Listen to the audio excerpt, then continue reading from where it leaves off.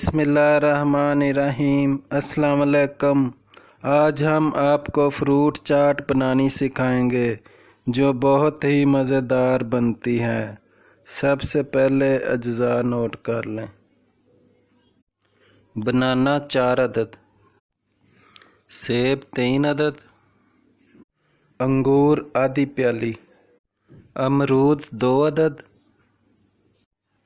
Lemon 2 अदद, चीनी 3 tablespoon, पानी आधी प्याली, नमक आधी टीस्पून, काली मिर्च आधी टीस्पून, चाट मसाला 1 टीस्पून। अब बाउल में सबसे पहले चीनी डालेंगे, पानी डालेंगे और अंगूर डालेंगे। केले काट कर डालेंगे। सेब काट कर भी डालेंगे।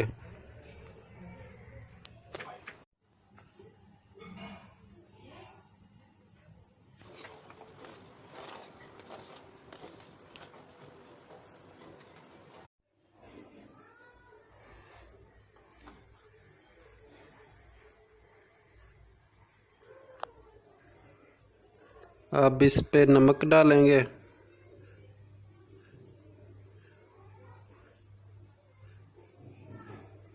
काली मिर्च डालेंगे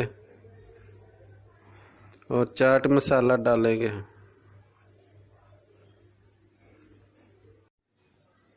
इसको अच्छी तरह मिक्स कर लेंगे। अल्हम्दुलिल्लाह बहुत ही मज़ेदार फ्रूट चाट तैयार है।